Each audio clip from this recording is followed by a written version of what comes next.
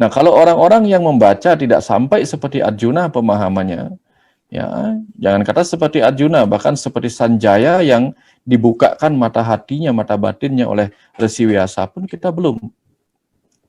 Lalu tiba-tiba menyimpulkan, nah itu masalah jadinya. Itu masalah jadinya. Nah, kita menjadi seperti Destarasta, Destarasta yang tidak mampu melihat kebenaran lebih dalam lagi, begitu. Tapi kalau kita tidak usahlah menjadi Arjuna, cukup menjadi Sanjaya saja. Seseorang yang dibukakan mata hatinya. Nah, hanya orang yang dibukakan mata hatinya, mata kesadarannya, mata kecerdasannya, mata ketiganya, mata kebijaksanaannya, hanya itu yang akan mampu memahami esensi dari Bhagavad Gita. Sehingga kita yang namanya dibukakan mata ketiga, mata batin kita yang jernih ini, kita tidak memiliki kepentingan apa-apa ketika membaca Bhagavad Gita.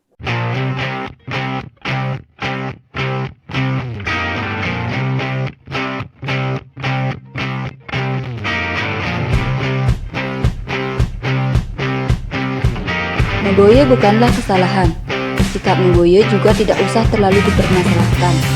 Maka silahkan Meboye jika itu menjadi pintu pembuka dan penyemangat kita untuk mendalami sesuatu lebih lanjut guna menemukan kebenaran sejatinya. Tetapi jangan pernah Meboye jika Anda tidak mempunyai ulasan dan alasan yang lebih logis untuk tidak mempercayai isi konten video ini. Ini adalah video tentang opini, analisa, dan sudut pandang yang kemungkinan bisa sama atau bahkan jauh berbeda dari apa yang Anda pikirkan. Maka, hargai perbedaan dan silahkan tulis sudut pandang Anda di kolom komentar. Om Swastiastu. Baik, berjumpa kembali bersama saya Wirahari dan juga Guru Wayan Mustike. Kita akan melanjutkan beberapa hal tentang Mahabharata dan Bhagavad Gita yang minggu kemarin sempat tertunda. Beberapa pertanyaan yang mungkin hari ini kita akan pertegas kembali, terutama menyangkut tentang siapakah aku yang dimaksud dalam Bhagavad Gita. Sebab selama ini hal inilah justru menjadi kontroversi karena ada beberapa kalangan yang menganggap bahwa Krishna itu adalah Tuhan sendiri yang telah mewujud. Tetapi bagi sebagian orang yang dikatakan sebagai aku dalam Bhagavad Gita yang menyabdakan ilmu tentang kehidupan tersebut adalah Brahman sendiri yang memasuki kesadaran daripada sosok Sri Krishna tersebut. Nah, bagaimanakah penjelasan ini? Nanti kita akan coba bahas.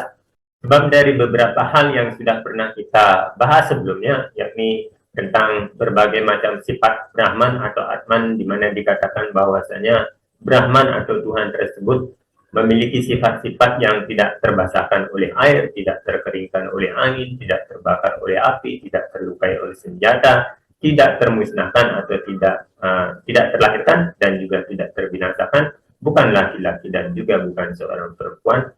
Maka menjadi satu pertanyaan tentang keberadaan Sri Krishna ya.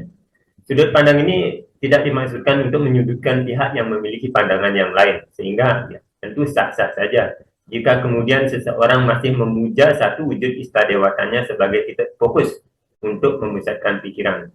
Sebab tanpa wujud memang agak sulit untuk menggambarkan ketidakberwujudannya. Saya sendiri menggunakan dan memilih wujud Sri Krishna ataupun Bhagawan Sri Satya Sai Baba sebagai media keterfokusan pikiran ketika saya sembahyang atau meditasi. Sebab dengan mengingat lila atau aneka kegiatan yang pernah dicontohkannya kepada kita, pesan dan ajaran moral yang mengiringinya akan lebih mudah untuk dipahami sebagai bahan untuk kita bertransformasi diri menjadi pribadi yang lebih baik lagi. Hanya saja, ya dalam hal ini saya tidak menganggap bahwa wujud Krishna hanyalah satu-satunya wujud Tuhan yang dimiliki. Karena wujud itu hanyalah nama dan rupa yang pernah dipilihnya untuk mengungkapkan keberadaannya yang selalu kita anggap jauh dan tidak tersentuh di atas langit sana ya. Jadi, jika Sri Krishna memang Tuhan itu sendiri, banyak pertanyaan yang muncul. Saya banyak baca di beberapa komentar di grup sosmed, itu terutama di Facebook kan ada yang mengatakan, misalkan begini, kalau memang Sri Krishna itu Tuhan, kenapa lantas hanya wejangannya di saat perang Baratayuda saja yang dianggap sebagai wahyu? Bukankah setiap sabda yang keluar dari bibir Tuhan adalah kebenaran mutlak yang pantas dijadikan sebagai pedoman hidup? Lalu bagaimana dengan setiap pembicaraan lainnya dengan para Pandawa ketika Sri Krishna berada dalam pengasingan atau ketika Krishna sedang menemani istri beliau? Itu salah satu pertanyaannya. Dan ada beberapa lagi yang merujuk tentang hal ini, kejanggalan ketika wujud Sri Krishna dianggap sebagai Tuhan. Misalkan di bab 7, sloka 25 kalau tidak salah, itu kan ada disebutkan, bab 7 sloka 3 dulu. Di antara beribu-ribu orang mungkin hanya satu yang mau mengenalku, kan gitu. Tetapi faktanya di dalam kisah Mahabharata tersebut, hampir semua orang bisa melihat dan mengenali wujud daripada Sri Krishna tersebut. Bahkan di medan perang kita tahu bahwasanya semua yang berkumpul di medan perang Kurukshetra tersebut juga bisa melihat wujud daripada Sri Krishna. Padahal di bab 7 beliau sendiri mengucapkan bahwa di antara sekian beribu-ribu orang mungkin hanya ada satu, dan di antara satu yang berniat sungguh-sungguh ingin mengetahui tentang keberadaannya, hampir tidak ada yang benar-benar bisa mengerti atau memahami tentang dirinya sebagai Tuhan yang Maha Esa. Nah, berbagai pertanyaan ini tentu layak untuk kita jadikan perenungan untuk sebagai bahan kajian guna mendalami kembali untuk menyelami siapa sih sesungguhnya Tuhan tersebut. Nah, kita akan berdiskusi kembali, melanjutkan pembicaraan beberapa hari yang lalu dengan Guru Wayan Mustika dengan beberapa pertanyaan yang sudah saya susun. Misalkan begini, yang pertama izinkan saya mengawalinya dengan pertanyaan ini, Bu.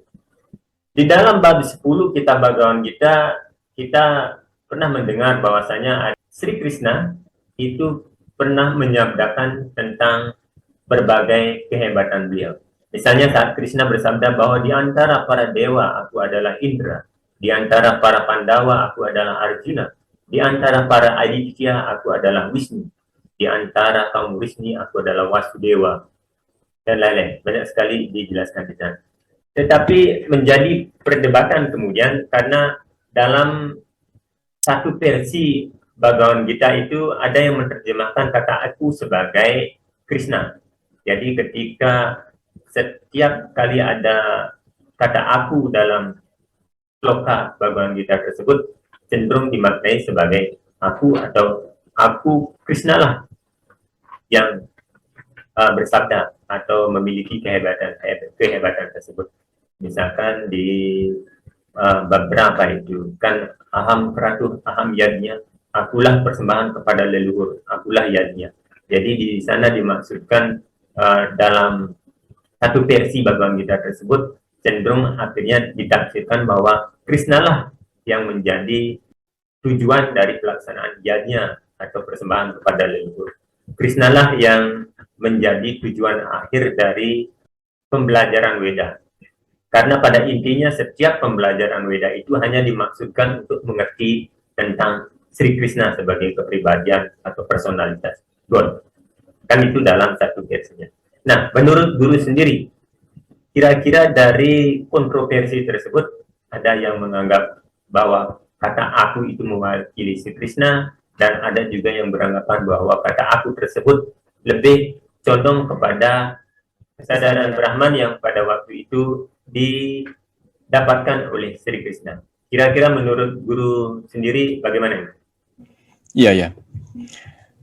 Kalau tidak salah, ada percakapan-percakapan yang disebut di awal-awal itu, ketika Arjuna memanggil Krishna sebagai putra Dewaki ya, tidak salah ya. Putra Dewaki. Jadi dia memanggil Krishna sebagai putra Dewaki, sebagai sahabat, dan sebagainya. Tidak di semua percakapan itu Krishna menyebut dirinya aku. Tidak semua, kalau tidak salah. Di awal-awal itu dia masih didebat sama Arjuna. Bukan seperti dia mendebat Tuhan, bukan. Di awal-awal dia seperti mendebat kakaknya sendiri, ya. Dia kakak iparnya, seperti mendebat keluarganya sendiri, sebagai mendebat sahabatnya. Sehingga dia main perintah, ayo antar saya Krishna ke tengah-tengah medan Kurukshetra. Nah, di situ dia berbicara seperti seorang adik kepada kakak, sebagai seorang sahabat, sebagai seorang panglima perang kepada kusirnya, kepada kusir kereta perangnya. Jadi ketika semua akhirnya tidak didengar apa yang disampaikan oleh Sri Krishna sebagai sahabatnya, sampai kemudian Sri Krishna menunjukkan dirinya bicara sebagai jiwa, dirinya bicara sebagai Atman, yaitu percikan Tuhan. Ya, itu sama seperti kebanyakan orang memiliki kemampuan seperti itu. Ada bahasa antara pikiran. Nah, ketika Arjuna di awal-awal mendengar apa yang disampaikan oleh Krishna seperti pembenaran-pembenaran gitu. Makanya dia tanya, bagaimana saya harus membunuh guru saya sendiri? Ya, tapi dijawab sama Krishna, ini sepertinya pembenaran. Arjuna belum yakin. Sehingga sampai di titik tengah-tengah itu, ketika Krishna harus menunjukkan, berbicara dengan kesadaran semesta, gitu, baru dia bicara sebagai aku. Dalam hal ini, banyak orang bisa melakukan hal seperti ini. Di buku Conversation with God misalnya, Neil Donald Walsh menulis, ya, percakapan ketika dia bertanya, ada jawaban aku. Apakah kemudian kita sepakati bahwa Neil Donald Walsh adalah Tuhan? Tentu tidak. Tentu tidak. Karena pada saat itu Neil Donald Walsh hanya menulis apa yang dialirkan oleh kecerdasan yang menurut dia adalah Tuhan.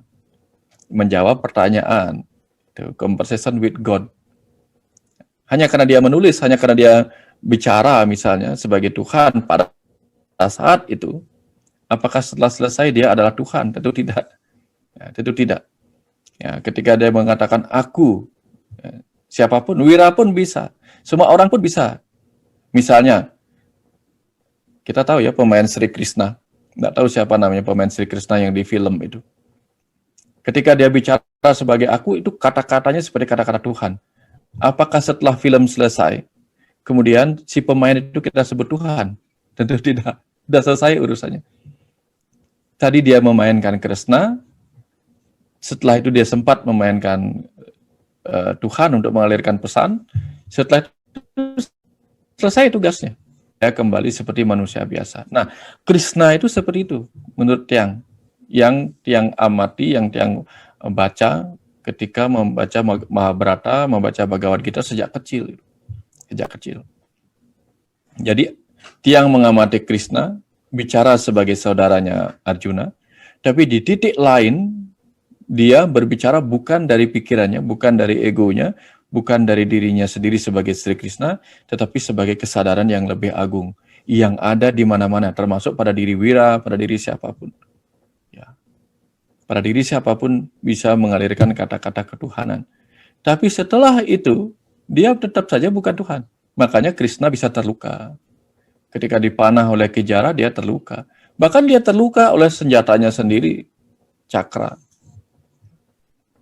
Bahkan dia dikutuk oleh Gandhari. Mana bisa Tuhan dikutuk oleh manusia ciptaannya sendiri. Nah, karena ketika itu dia memang memainkan peran sebagai Krishna. Yang dikutuk adalah Krishna sebagai seorang putra dari Dewaki, dari kerajaan dua raka. Ya.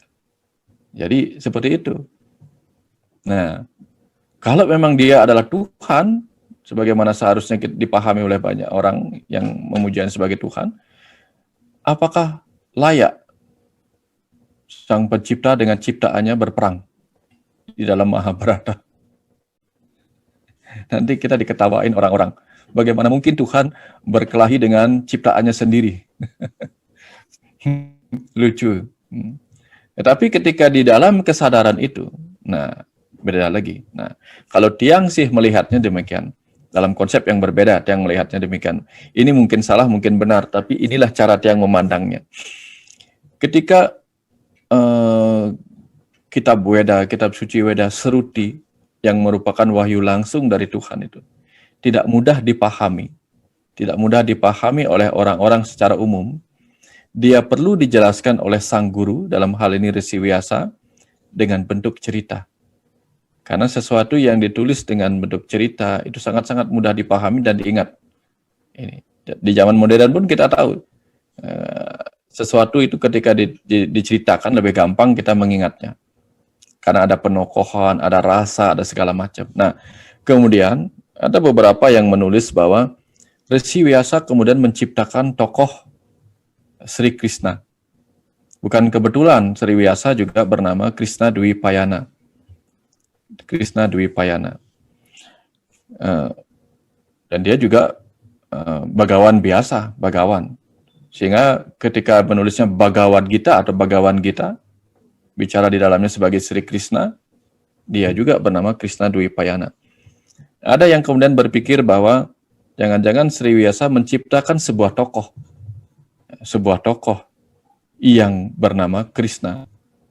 Karena apa? Kalau yang ditulis tokoh itu bernama Wira atau bernama Mustika, tidak ada yang mau percaya nanti kata-kata Tuhan yang hadir di dalam wujud sebagai Mustika atau sebagai Wira. Diciptakanlah tokoh Krishna. Sehingga nanti ketika tokoh Krishna itu kita lihat sebagai tokoh yang idola, avatar, ya, padahal dalam diri setiap orang itu adalah percikan Tuhan yang turun sendiri ke dunia untuk menyelesaikan sebuah misi di masing-masing kehidupan. Nah, kemudian ketika dia mengalirkan bahasa-bahasa jiwa yang datang dari kesadarannya yang lain dari Resi Vyasa itu, itulah dia mewakili dirinya sebagai aku. Bukan sebagai Krishna Dwi Payana, tetapi sebagai aku, kecerdasan yang lain. Sama seperti Neil Donald Walsh bicara sebagai aku, bukan sebagai Neil Donald Walsh dalam Conversation with God. Nah, jadi diciptakan demikian. Nah, seperti itu. Nah, jadi kalau sudah demikian, siapakah yang akan mengerti apa yang disampaikan Krishna? Satu, Krishna menyampaikan dirinya sebagai aku, sebagai kesemestaan itu. Tidak di awal-awal, tapi di tengah-tengah. Ketika Arjuna benar-benar sudah siap, benar-benar ingin tahu siapa sebenarnya yang bicara. Dia ingin mendapatkan pemahaman yang lebih melampaui pikiran biasa. Sehingga mengalirlah ajaran dari kesadaran yang lebih tinggi dalam diri Krishna itu. Nah, siapakah yang kemudian boleh mendengarnya? Sanjaya boleh mendengarnya. Sementara Drestarasta yang dari tadinya ya diceritakan oleh Sanjaya apa yang terjadi di tengah medan Kurukshetra, bahkan tidak ngeh di bagian yang itu, di bagian Krishna menunjukkan kesemestaan dirinya. Drestarasta tidak ngeh. Artinya apa? Orang-orang yang masih buta mata hati dan mata fisiknya tidak akan diizinkan untuk benar-benar mengetahui kesadaran semesta itu. Yang bisa melihat. Makanya ketika dia menyebut dirinya kesadaran semesta, muncullah kata-kata itu. Di antara para dewa aku adalah Indra. Di antara para Weda aku adalah Reg. Gitu. Di antara raksasa aku adalah ini. Di antara manusia aku adalah ini dan sebagainya. Nah, jadi di antara itu apakah yang lainnya bukan dia? Ya, lainnya juga dia. Tapi dia menunjukkan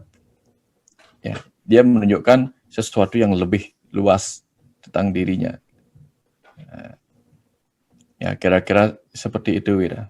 Seperti itu konsep yang Tiang baca. Ada penjelasan banyak.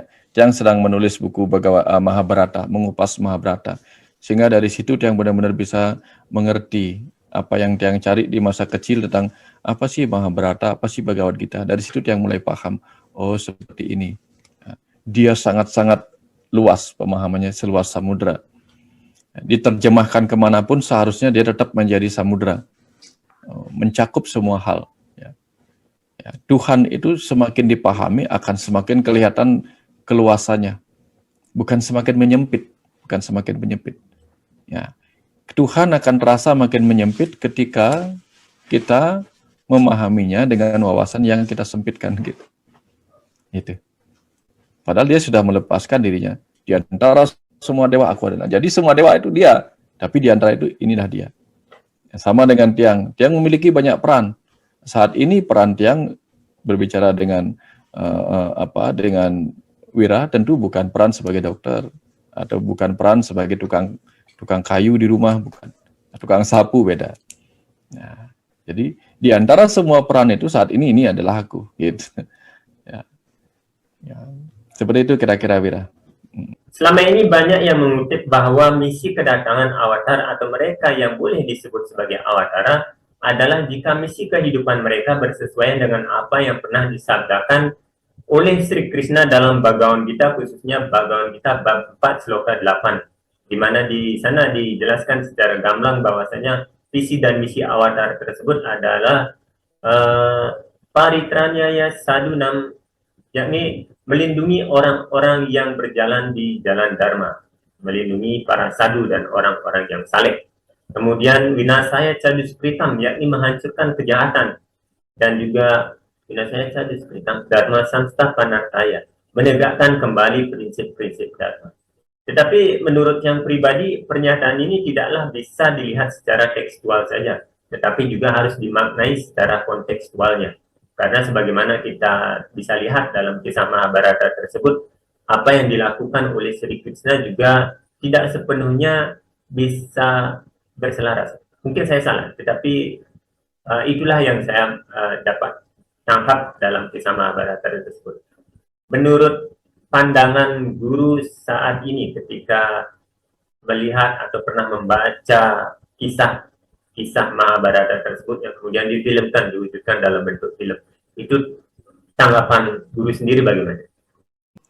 Kalau dia turun untuk menumpas kejahatan, tapi faktanya orang-orang baik juga mati di situ. Ya, Parikesit mati, Parikesit, Abimanyu mati. Banyak orang-orang baik mati di dalam peperangan itu dan dia membiarkan. Kenapa tidak langsung saja membunuh semua orang yang jahat itu? Ya. Kenapa kemudian ketika dia mengatakan akan kuperangi menegakkan dharma, itu faktanya adalah apa? Pasukannya sendiri berpihak kepada Korawa. Dan dia sendiri hanya ada di pihak Pandawa sebagai pembimbing, bukan sebagai yang berperang. Ya. Dan kalau dia memang untuk menjatuhkan itu kan seharusnya dia langsung sendiri menghadapi semua itu. Tetapi dia membiarkan semua itu. Nah, artinya apa? Kalau kita melihat dari secara itu, dia akan menimbulkan banyak perdebatan, debatable. Kok aneh, dia turun ke dunia untuk menegakkan kebenaran, tetapi malah mengizinkan kematian orang-orang baik. Nah, kalau kita melihatnya dengan cara demikian, maka kita paham. Setiap orang itu adalah percikan Tuhan sebagai Atman yang turun untuk menegakkan pemahaman akan kebenaran pada diri orang itu, pada kesadarannya. Akan terus turun ke dunia demikian. Tapi kalau kita bawa ke cerita itu akan menimbulkan perdebatan yang menarik. Karena ajaran-ajarannya terlihat membingungkan. Coba kita fokus misalnya. Krishna mengajari Bima menipu, mengorbankan Aswatthama gajah, lalu mengajarkan Yudhishthira mengorbankan kejujurannya untuk berbohong kepada Resi Drona. Kenapa dia tidak berikan sesuatu yang lain saja supaya Yudhishthira tidak perlu berbohong, Bima tidak perlu berbohong, dan Drona mati. Ya kira seperti itu, Wira. Oke, kita lanjut. Di Bhagavad Gita bab 10 sloka 13 ada disebutkan bahwa semua resi-resi yang mulia seperti Narada, Asita, Dewala, dan Vyasa Dewa membenarkan kenyataan ini tentang Anda. Ini kan kata-kata Arjuna pada waktu tersebut. Dan sekarang Anda sendirilah menyatakan demikian kepada hamba. Dan ini sepertinya menjadi salah satu alasan mendasar bagi satu kelompok keyakinan guna menempatkan sosok Krishna sebagai Tuhan yang Maha Esa. Kira-kira seberapa benar hal ini menurut pandangan Guru? Ya kembali seperti tadi itu. Dia yang dipuja itu adalah kalau yang Tiang baca ya, Bhagavad Gita yang Tiang baca versinya waktu umur 10 tahun itu baca versinya Pak Puja Nyoman S. Pandit itu. Itu yang Tiang ingat waktu itu adalah ketika Sri Krishna bicara sebagai Tuhan bicara dalam dirinya, ya seperti kalau orang Bali itu medium lah.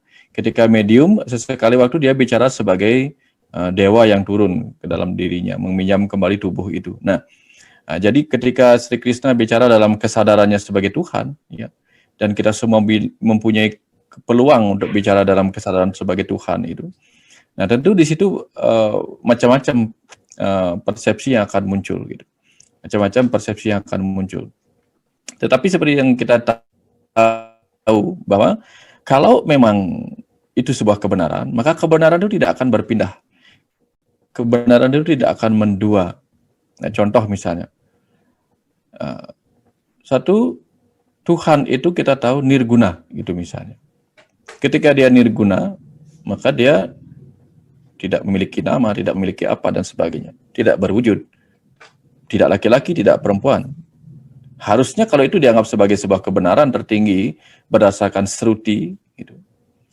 Bahkan dalam Mojangan itu kan Sri Krishna berkata, Tuhan dalam diri Sri Krishna berkata, aku tak terluka oleh senjata, tak terbasahkan oleh air, tak terkeringkan oleh angin. Sehingga sifat-sifat Tuhan itu ditulis juga di sana kalau tidak salah. Ketika dia mengatakan, aku tak terluka oleh senjata, lalu kita katakan Krishna sebagai Tuhan. Kita tahu dia terluka oleh senjata. Itu. Nah, kita tahu, aku tak diciptakan, aku tak dilahirkan, tak diciptakan, tak dimusnahkan. Kita tahu Sri Krishna lahir di dalam penjara dari rahim Dewaki. Aku tak terbasahkan, kita tahu Krishna menyelam ke dalam air waktu kecil untuk berkelahi dengan itu kisah-kisah Krishna kecilnya. Nah, apakah dia tidak basah? Kalau Krishna tidak basah, bagaimana dia mandi? Nah, macam-macam lah seperti itu. Kemudian aku tak dimusnahkan. Faktanya kutukan Gandhari memusnahkan kerajaan Dwaraka dengan semua bangsa keturunannya Sri Krishna. Sampai kemudian Sri Krishna sendiri mengalami kematian setelah terpanah oleh Kijara dan mungkin kakinya mengalami infeksi dan sebagainya. Nah, kalau kita berpikir seperti itu, nah, disitulah kemudian kelemahan ketika sosok itu kita sebut sebagai yang saguna, itu kita sebut sebagai Tuhan. Kelemahannya ada di sana. Karena kebenaran yang satu kita hancur leburkan. Ya. Tuhan ada di mana-mana. Tapi kita tahu Krishna berada di pihak Pandawa. Ya. Ya, kalau ada Tuhan di mana-mana. Tuhan maha kecil dan maha besar. Sekaligus maha besar. Dan bagaimana kita katakan Krishna maha besar? Sementara kita tahu ukurannya kira-kira di zaman itu mungkin lebih kecil. Kita tahu dalam kisah itu Bima bahkan lebih gede bodinya. Jadi lebih besar daripada Sri Krishna. Nah, jadi itulah yang perlu kita bedakan. Kapan seseorang berbicara sebagai kesadaran Tuhan dalam dirinya, kesadaran Atman, kapan dia bercerita sebagai dirinya sebagai pribadi manusia. Nah, inilah hebatnya. Resi Vyasa memasukkan sebuah tokoh ke dalam cerita itu untuk membuat cerita itu layak direnungkan, diperdengarkan, dan sebagainya. Nah, kemudian kita tahu Krishna itu sering digambarkan berwarna biru. Nah, kita tahu biru tua. Kita tahu dalam ajaran Bali, pengidar-ngidar itu Wisnu itu adalah warna biru tua, di utara, biru tua. Nah, kemudian kalau dibilang hitam, ya juga sama aja, hitam. Nah, di wayang-wayangnya Bali, wayang Krishna itu digambarkan menjadi mewayang gadang Krishna. Wayang gadang-gadang itu artinya biru. Ada yang bilang kalau gadang kan malah bukan biru ya, hijau malah. Hijau. Nah, jadi artinya apa? Dia memang lebih seperti yang diajarkan oleh orang Bali di lain ajaran agama. Ajarannya adalah Wisnu yang turun menjadi avatar ke dunia sebagai Rama, Krishna, Buddha, Kalki, gitu. Sebagai Matsya Awatara, Kurma Avatar, ya, termasuk Sri Krishna, gitu. Nah, kalau itu dibilang avatar berarti yang turun sebagai itu adalah Wisnu. Tuhan mewujud sebagai Wisnu, ya, salah satunya. Karena apa? Wisnu itu dewa itu deep itu cahaya. Kita tahu di awal pemahaman kita, kecerdasan semesta tak terbatas itu nirguna, mewujud menjadi energi cahaya. Energi cahayanya bisa warna-warni, termasuk warna biru tua, atau warna hitam, atau apa saja, yang kemudian kita sebut sebagai Wisnu. Kalau merah kita sebut Brahma. Lalu energi yang bertugas sebagai pemelihara, yaitu yang kita sebut bernama Wisnu, turun untuk memelihara kehidupan ini, ya wajar saja. Yang turun sebagai avatar adalah Wisnu. Nah, kalau konsepnya demikian, maka ceritanya berurutan dari pemahaman-pemahaman kita sebelumnya, bahwa Krishna adalah salah satu dari avatar Wisnu. Wisnu adalah salah satu bagian dari Trimurti. Nah, kalau gitu, ajaran yang diajarkan dari Weda-Weda itu berarti tidak ada yang keliru. Semuanya berunut. Ya. Beruntutan. Tidak ada yang saling berbeda antara satu dengan yang lainnya. Gitu. Nah, kira-kira seperti itu, Wida. Dari pemikiran Maharis Biasa Dewa, gitu. Setelah menyusun itu, bagaimana beliau mengharapkan kita itu bisa melihat kapan Sri Krishna, kapan seseorang itu berbicara, mewakili kesadarannya, dan kapan kita, seseorang tersebut berbicara sebagai dirinya sendiri. Bagaimana kita membedakannya? Nah, makanya di kisah itu diceritakan bahwa Arjuna itu sendiri tidak ujug-ujug bisa mendengarkan apa yang disampaikan oleh Sri Krishna dan memahami kesemestaan sang jiwa yang ada di dalam tubuh Sri Krishna itu. Dia membutuhkan pembelajaran yang lama. Pembelajaran yang lama dikisahkan dalam pewayangan itu, dalam Mahabharata itu. Dia harus dibuang 12 tahun belajar ke tengah hutan. Kemudian sampai mengalami pertempuran dengan Siwa. Siwa yang menjadi pemburu, sehingga panahnya menyatu dengan panahnya Siwa yang menjadi pemburu. Lalu diberikanlah dia Pasupati. Kalau Pasupati boleh diartikan sebagai inti kehidupan, dan panahnya menyatu dengan Siwa diartikan dia mengalami sama adi, ya, sama-sama berjaya. Nah, disitulah Arjuna sebagai pikiran sadar sudah pernah mengalami kesadaran yang sama dengan kesadaran jiwa. Sehingga pikiran sadar yang sudah pernah menyentuh kesadaran jiwa, sudah pernah mengalami samadhi, baru akan dengan sangat mudah mendengarkan, memahami mana itu Tuhan yang berbicara dalam diri seseorang, mana ego yang berbicara dalam diri seseorang. Nah, artinya apa?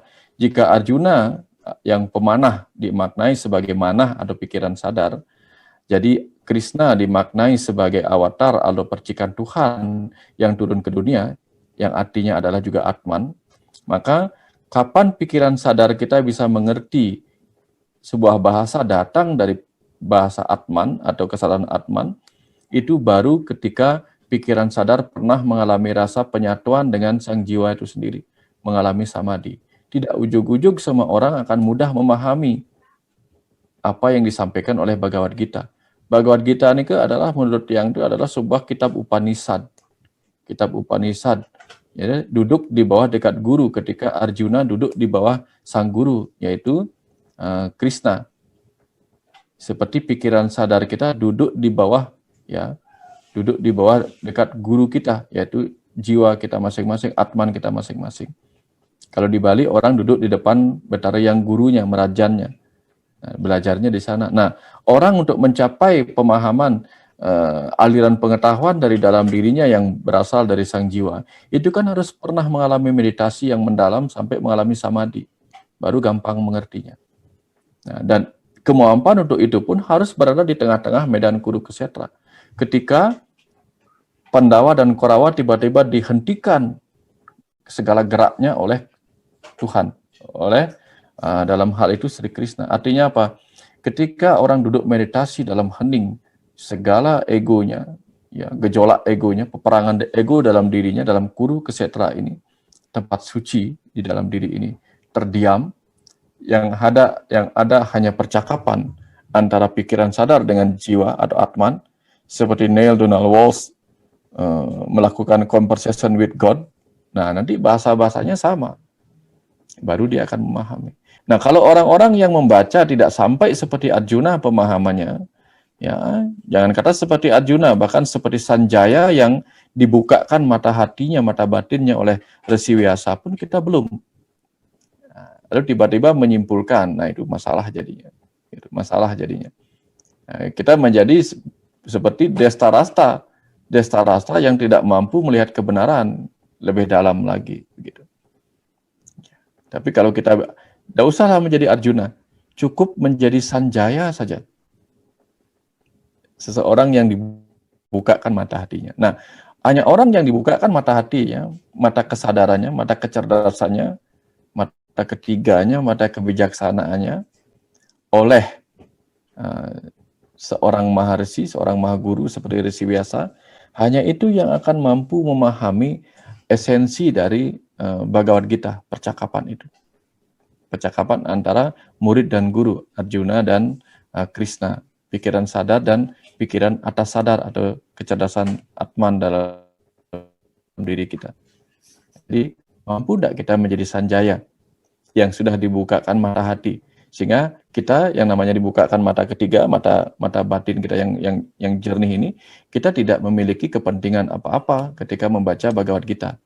Begitu kita ada kepentingan, seperti kita seperti Destarasta yang memiliki kepentingan atas kemenangan ego dirinya, ego keluarganya, egonya Kurawa, maka dia tidak akan pernah benar-benar bisa mengerti mana Krishna bicara sebagai Tuhan, atau Tuhan bicara dalam diri Krishna, yang mana sebenarnya yang Tuhan yang benar, gitu. Kita dibingungkan.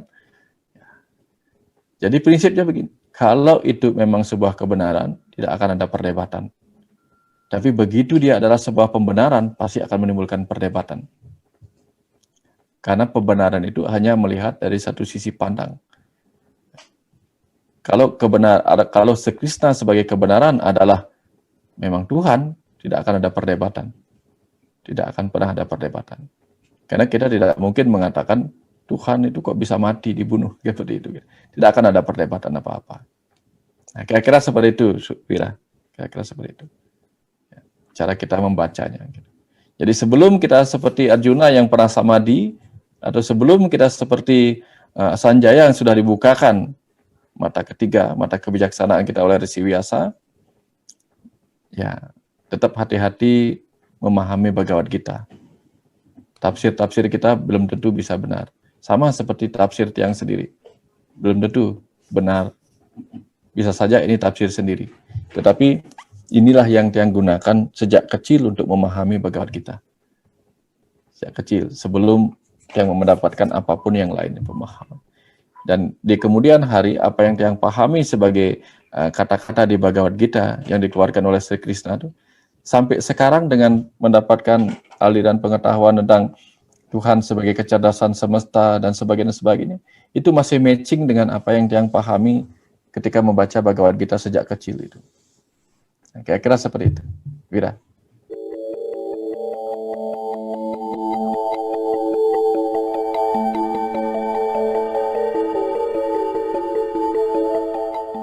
Di bab 7 sloka 3 juga ada disebutkan bahwa di antara beribu-ribu orang mungkin ada satu yang berusaha untuk mencapai kesempurnaan, dan di antara mereka yang sudah mencapai kesempurnaan hampir tidak ada satupun yang mengetahui tentang diriku dengan sebenarnya. Dan yang mana hal ini juga diperkuat lagi dengan pernyataan Arjuna di bab 10 sloka 15 yang mengatakan seperti ini.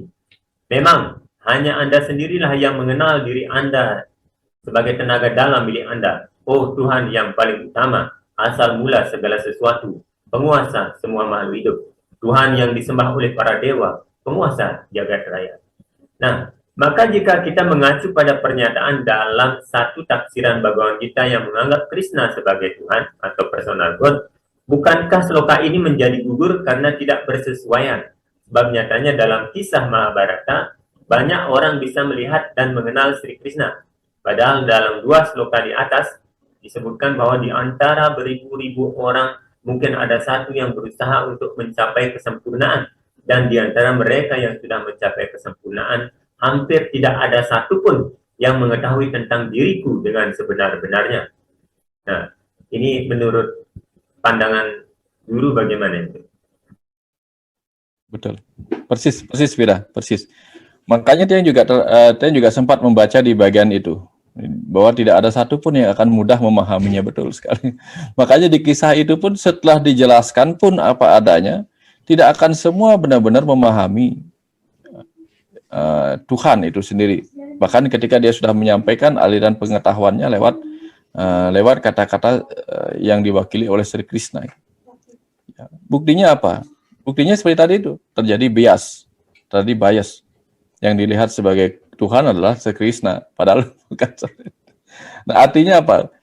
Kalau Tuhan, Sri Krishna kita sepakati sebagai Tuhan, maka begitu banyak orang akan bisa mengenali dia. Sementara kata-kata itu sendiri mengatakan di antara ribuan orang tidak mungkin ada yang mampu mengenalku dan sebagainya. Seperti itu.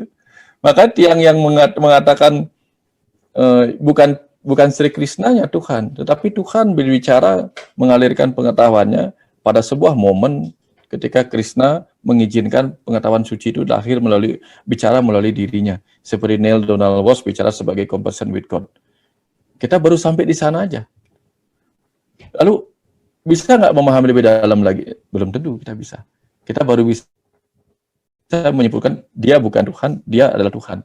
Yang bicara bukan Tuhan, dia bicara sebagai dialiri pengetahuan oleh Tuhan. Sama dengan begini, kalau ada speaker berbicara, ada mic berbicara sebagai kata-kata, sebagai suara manusia, apakah mic atau speaker itu kemudian kita sebut sebagai manusia hanya karena dia mengeluarkan kata-kata manusia? Bukan. Speaker tetaplah speaker. Dia hanyalah sebuah alat yang alatnya bisa mati, bisa luka. Seperti Sri Krishna, seperti tubuh itu. Tubuh materi yang pernah dilahirkan, pernah diciptakan, dan pernah dimusnahkan. Tetapi pada saat dia digunakan untuk mengalirkan pengetahuan itu, seperti banyak cerita itu, ya, dia bisa saja mengalirkan pengetahuan dari bahasa yang lain. Gitu. Ya, kita semua sama bisa. Kita bisa mengalirkan bahasa tubuh, mengalirkan bahasa ego, mengalirkan bahasa pikiran, mengalirkan bahasa jiwa. Kita semua bisa. Tapi tetap saja ketika kita bisa mengalirkan kata-kata dari jiwa kita, dari atman kita, misalnya Tiang menyampaikan dalam buku Tuhan Segala Agama gitu bisa. Jangan kemudian Tiang disebut Tuhan. Orang Tiang juga bisa mati, pernah dilahirkan gitu. Tetap saja kita manusia yang terbatas. Hanya Tiang mungkin adalah sebuah sendok yang bisa dipakai untuk mencicipi sedikit pengetahuan yang datang untuk kita cicipin bersama. Tetap saja sendok ini bisa patah, bisa luka, bisa mati, dan bisa hancur, dan sebagainya. Jadi kita tetap harus fokus bahwa Tuhan itu adalah sesuatu yang nirguna, tak terpikirkan, tak akan mampu benar-benar pikiran kita yang terbatas ini menjangkaunya. Tetapi pikiran yang terbatas ini boleh untuk membatasinya. Ya, seperti kita tidak bisa memakan semua makanan di bumi, kita makanlah sedikit demi sedikit sebatas yang kita mampu saat ini. Ya. Nanti ketika kita sudah mengenal Tuhan itu, saya seperti mengenal Wira. Contohnya seperti itu. Wira, kalau Tiang sudah mengenal Wira, mau Wira dari belakang, mau Wira dari jauh, mau Wira dari atas, mau Wira berbicara, berbisik-bisik, gitu. Tiang pasti mengenal. Mau dari sudut manapun kita mengenal. Jadi kalau kita sudah mengenal sesuatu, mau dia bermain di apapun kita mengenal. Dia bersembunyi di ciptaan kita kenali. Dia bersembunyi dalam hembusan angin kita kenali. Demikian. Tanpa perlu kita menjelaskan apa-apa. Gitu. Karena begitu dijelaskan, kita sudah memberikan batasan dengan penjelasan kita. Tapi kita benar-benar mengenali. Gitu. Ya pasti seperti itulah. Kita mengenali meja. Tanpa perlu mengatakan meja itu kaki berapa, kita nggak perlu. Kita sudah kenal ini meja. Mau berkaki 3, berkaki 4, 5, kita kenal itu maksudnya meja. Gitu. Nah, seperti itu ketika kita sudah mengenali Tuhan, disebut apapun boleh, tidak disebutkan boleh. Tapi begitu disebutkan, nah, kita sudah merusak, mendefinisikan. Seperti kita mendefinisikan meja. Meja adalah benda kotak berkaki 4. Apakah semua benda kotak berkaki 4 adalah meja? Belum tentu. Bisa saja kursi. Bisa saja yang lain. Tapi begitu kita menyebut benda itu kita tahu. Gitu. Nah, seperti itu kira-kira. Ya, definisi dibutuhkan karena kita ini memang terbatas. Kita butuh memberi batasan. Karena pandangan kita pun tidak mampu menembus jauh. Telinga kita pun tidak mampu mendengar semua suara. Ya, jadi kemampuan pikiran kita tidak mampu menembus semua pemahaman tentang Dia, tentang Tuhan. Tapi sekali kita mengenalinya, di bagian manapun kita mengenalinya, nanti capailah di situ. Kalau sudah mencapai itu akan mengerti. Mengerti tanpa perlu kata-kata, mengerti tanpa perlu penjelasan, pokoknya mengerti aja. Makanya tidak bisa dijelaskan lagi di bagian itu sudah. Dibilang rasa enggak, dibilang apapun enggak. Gitu. Ya. Jika Krishna yang bagi banyak kalangan meyakininya sebagai purna avatar, nyatanya juga kurang bersesuaian dengan sifat-sifat Tuhan yang bersifat nirguna, maka tentu avatar yang lain yang juga hanya merupakan satu wujud yang pernah dipakai Tuhan saat beravatara, yakni wujud yang adalah juga materi yang menjadi pemadatan dari energi cahaya atau tit. Namun begitu dalam hasanah Hindu, pemujaan pada satu wujud terlebih itu adalah apa yang diyakini sebagai avatar tentu bukan merupakan sesuatu yang salah dan keliru, karena bagaimanapun kita identik, umat Hindu kan identik dengan pemujaan kepada wujud-wujud tertentu, walaupun kita juga mengenal bahwa Tuhan tersebut bersifat nirguna Brahman. Ini bagaimana, Guru? Boleh. Ya, sama seperti ini. Tiang pernah ke Panji. Panji adalah bagian dari Buleleng, Singaraja, betul enggak? Ya, Tiang pernah ke Kerobokan, Singaraja. Boleh. Wirat, kalau misalnya Tiang sampai di Penarukan, terus Tiang bilang, Wirat, Tiang sudah sampai di Singaraja, di Buleleng. Betul enggak? Kalau Tiang sampai di Penarukan, Tiang bilang Tiang sudah sampai di Buleleng. Betul enggak? Pasti betul. Ya. Tapi kemudian Tiang bilang, ternyata Penarukan itulah Buleleng. Betul enggak? Salah, jelas salah. Kalau Tiang bilang Penarukan adalah Buleleng, bukan Panji, bukan yang lainnya, bukan Kerobokan, Penarukan lah adalah Buleleng, bukan Tajun Buleleng. Itu tentu salah. Tapi kalau Tiang katakan, Tiang sampai di Tajun dengan mengatakan, Tiang sudah sampai di di Buleleng, boleh nggak? Boleh, karena itu bagian dari Buleleng. Tapi tidak lantas Tiang mengatakan, mengklaim bahwa Tajun inilah Buleleng. Itu salah lagi. Nah, jadi satu nama boleh kita sebutkan sebagai bagian dari dirinya. Satu rupa boleh kita sebutkan sebagai bagian dari dirinya. Tapi ketika kita katakan itu adalah dia, yang lain bukan, salah sudah kita. Sesederhana itu sebenarnya. Gitu. Ya, seperti tadi itu, bola itu adalah bulat. Begitu kita katakan demikian sudah salah. Bola itu bulat, karena ada bola rugby itu bentuknya elips, bentuknya lonjong. Gitu. Bola itu isinya udara. Kalau kita katakan demikian, itu bola bowling itu isinya bukan udara. Bola golf juga isinya bukan udara. Nah, artinya kita boleh, ya ini yang deduktif induktif itu.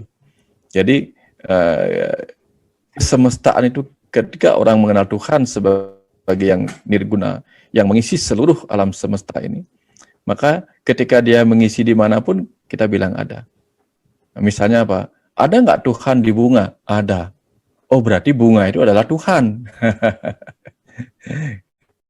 Boleh nggak? Boleh, tapi tidak semua yang lain itu bukan Tuhan. Ya, seperti itu misalnya. Tetap saja kita boleh mengatakan ada Tuhan di sini, di sini, di sini. Tapi kalau kita katakan betul nggak Tuhan ada di mana-mana? Kalau itu kita pegang, ya betul. Nanti besok orang nggak berani jalan. Kenapa nggak berani jalan? Ternyata ketika saya jalan, saya menginjak Tuhan yang ada di bumi. Kacau kita.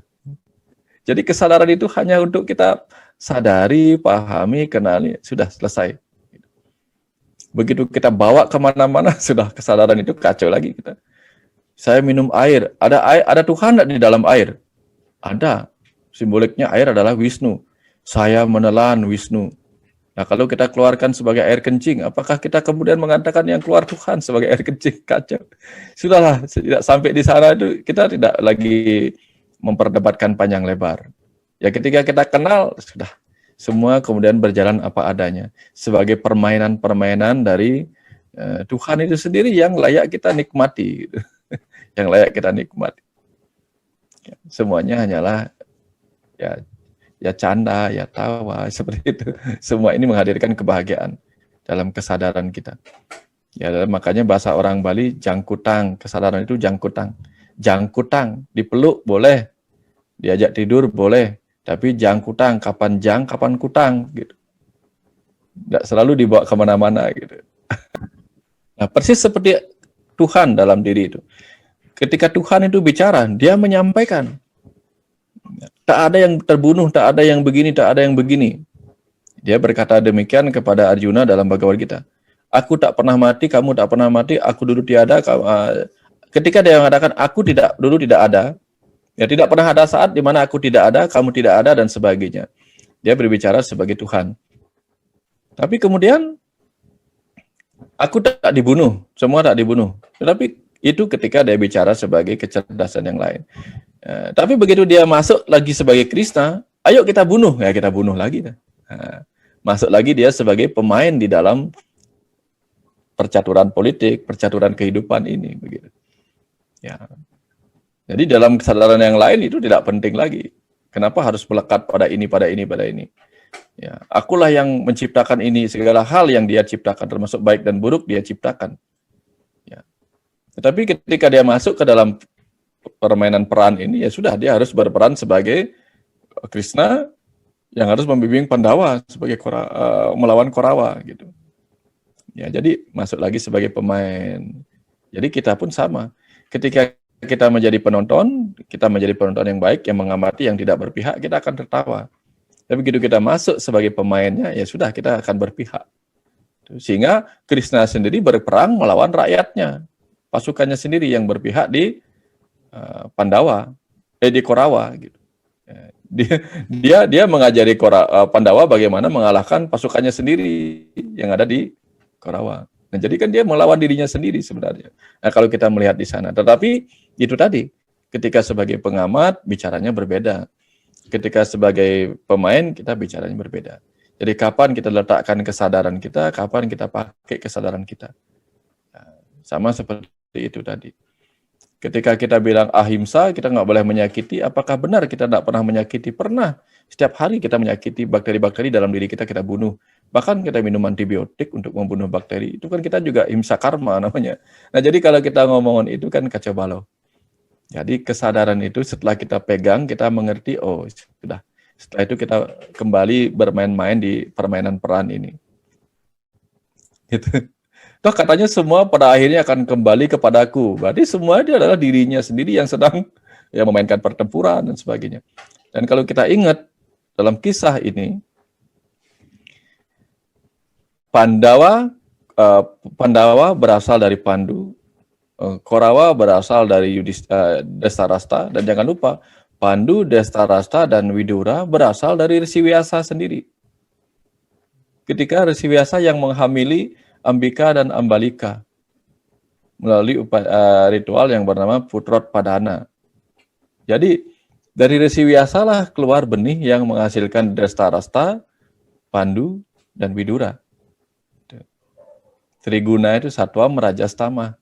Yang satwa menjadi Widura, yang rajas menjadi Destarasta karena lahir dari rasa takut yang berlebihan, mata yang tertutup. Jadi dari orang yang mata hatinya tertutup, ya Ambika dan Ambalika. Ambika itu anggaplah matanya tertutup, lahirkan Destarasta, artinya apa? Ketika Resi Vyasa dianggap sebagai jiwa. Ketika jiwa menikah dengan tubuh, tetapi tubuh membutakan dirinya, itu artinya tidak mau ini, lahirlah sifat-sifat rajas. Tubuh yang gelap oleh hal duniawi, hasilnya sifat-sifat rajas yang disebut sebagai Destarasta. Kalau dia penuh cinta, penuh pelayanan seperti pembantu yang melayani Resi Vyasa, lahirlah Widura. Jadi tubuh yang penuh bakti kepada sang jiwa akan melahirkan pikiran-pikiran yang bijaksana. Kalau tidak, lahir yang pucat, yang ketakutan, yang cemas, yang lahirlah Tamas, yang Pandu. Ya. Kemudian Korawa juga lahir dari kegelapan mata hati, kegelapan mata pikiran, Gandari yang membutakan dirinya, dasar yang buta, kemudian marah-marah, kemudian itu diciptakan, di-cloning. Jadilah 100 Korawa. Siapakah kalau tidak diciptakan oleh Resi Vyasa, maka tidak akan lahir 100 korawa. Yang keluar kan daging mentah. Dalam ilmu kedokteran kan aneh, keluarnya lahirnya daging mentah, bisa dihidupkan lagi. Artinya apa? Sedang dikatakan, Satwam Rajastamah datang dari diriku. Dalam kisah ini, akulah asal dari Satwam Rajastamah, Dasarasta, Pandu, dan Widura. Nah, kemudian dari sifat-sifat rajas akan lahir sifat-sifat Duryudana. Dur dari kesatria jauh, dur itu jauh. Dur sisila, dur sasana jauh dari sasana. Dur sila jauh dari tata susila, sifat-sifat jauh. Nah, kemudian Pandu juga mati. Pandu juga mati. Kemudian Kunti dan Madri melahirkan anak dari para dewa. Yang satu lahir dari kegelapan bernama Desarasta, yang satu lahir dari Div, cahaya-cahaya. Jadi dewa Indra melahirkan Arjuna, Dewa Bayu melahirkan Bima. Jadi Div. Yang satu datang dari gelap, yang satu datang dari terang. Nah, ketika hasil dari kegelapan dan terang ini, ego positif dan ego negatif ini berperang, kemanakah jiwa ini atau Krishna ini akan berpihak? Dia akan berpihak kepada yang positif-positif. Karena dalam ilmu atom kita tahu, proton itu dan neutron itu bersatu di tengah-tengah, di intinya. Di inti di mana elektronnya berputar-putar di luarnya. Nah itu, seperti di tengah-tengah medan Kurukshetra, Arjuna yang proton dengan Krishna yang neutron bersatu di tengah-tengah. Itu. Jadi ini sedang menceritakan diri sendiri. Resi Vyasa sedang menceritakan dirinya sendiri. Semua berasal dari dirinya. Dan disinilah aku bicara sebagai Sri Krishna. Krishna Dwi Payana bicara sebagai Sri Krishna yang mengeluarkan pengetahuan-pengetahuan tentang dalam kesadaran semestanya sebagai sang jiwa. Begitu Resi Vyasa menyampaikan kisah itu. Untuk bertutur tentang pengetahuan yang dia dapatkan secara langsung dari Tuhan sebagai wahyu lewat seruti itu. Lewat seruti dikisahkan dalam Bhagavad Gita. Biar lebih gampang dipahami gitu. Nah ini tingkat-tingkat yang lebih ini. yang mungkin yang sukanya cerita ya dapatnya cerita. Kalau yang sukanya melampaui cerita, ini ada apa di balik ini? Itu yang dapatkan. Oh semua ternyata berasal dari Resi Vyasa itu sendiri. Sejak dari lahirnya Duryudana, Dresarasta, Pandu, dan Widura. Sejak itu. Sebelum ditutup, Wira, mohon diingatkan kepada yang nanti siapapun membaca ini, bahwa apa yang Tiang sampaikan ini bukanlah sebuah kebenaran. Karena kebenaran itu hanya ada di dalam, tidak terungkapkan. Begitu diungkapkan, dia menjadi pembenaran karena terbatas. Sehingga kalau ada orang kemudian memandang sesuatu yang berbeda dari apa yang Tiang sampaikan, itu wajar. Ya, barangkali apa yang Tiang sampaikan akan terlihat salah, tidak apa-apa. Jadi karena ini memang bukan sebuah kebenaran, sampai yang mendengarkan dialog kita ini membuktikan sendiri ini benar apa tidak. Ya, jadi jangan langsung dipercaya. Kalau dalam ajaran Buddha, ehipasiko, jangan percaya apa yang saya katakan, tapi buktikan sendiri. Ya, kalau ada yang bermanfaat, gunakan untuk terus bertumbuh, temukan sendiri. Sampai benar-benar kalau sudah paham, oh ini maksudnya, demikian. Jadi kalau belum paham maksudnya silakan gali terus, gali. Karena belum tentu di lahan yang basah itu, di bawahnya juga basah. Belum tentu, di bawahnya mungkin kering kerontang. Atau di lahan gurun, di bawahnya belum tentu tidak subur. Mungkin bahkan kesuburan ada jauh di bawah tempat itu. Intinya gali. Apa yang dia sampaikan jangan ditelan mentah-mentah sebagai sesuatu yang benar dan layak dipercaya, enggak. Gali sendiri, cari sendiri, sampai menemukan kebenaran itu dari pencarian sendiri, itu baru. Karena yang menemukan ini untuk diri sendiri, ya kalau dipakai untuk bekal tambahan bagi perjalanan yang lain, boleh. Tapi jangan dianggap sebagai sebuah kebenaran yang mutlak, tidak. Kebenaran mutlak itu hanya kita pahami sendiri, dan itu tidak bisa diungkapkan dengan kata-kata apapun. Seperti itu kira-kira, Wira. Ya. Baik. Demikian beberapa tambahan penjelasan tentang siapakah aku yang dimaksud dalam Bhagavad Gita bersama penjelasan yang bisa dibabarkan oleh guru wayang mustika. Sekali lagi, apa yang menjadi pembahasan kita pada hari ini bukanlah untuk memojokkan, menyudutkan, atau menyalahkan tafsir lain, tetapi kita hanya berusaha melihat dari sudut pandang yang berbeda untuk mengenal siapa yang dimaksud aku dalam Bhagavad Gita. Tentunya hal ini akan kembali kepada diri kita masing-masing, mau memakai atau memilih tafsir yang mana ya terserah saja, sepanjang kita tidak memaksakan kehendak, tidak memaksakan bahwa tafsir kita lah yang merupakan tafsiran yang paling benar, sedangkan yang lain salah dan keliru. Demikian obrolan kita malam hari ini, semoga bisa menambah wawasan kita semua. Mohon maaf jika ada penyampaian yang kurang berkenan. Jika ada sudut pandang lain yang berbeda, tentu ini hal yang sah-sah saja. Jadi nanti silakan tulis di bawah di kolom komentar, sehingga kita bisa berbagi opini, saling melengkapi dan menambahi pandangan masing-masing.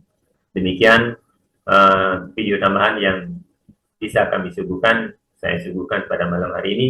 Semoga bisa menambah wawasan dan juga pengetahuan bagi bertumbuhnya kesadaran jiwa kita masing-masing. Saya akhiri dengan Paramasanti. Om Santi Santi Santi Om.